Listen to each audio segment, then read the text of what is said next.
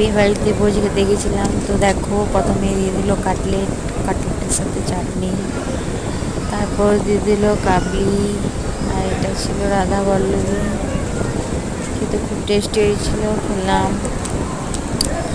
আর তারপরে চলে এসছে রাইস আর কাতলা মাছের ভাপা।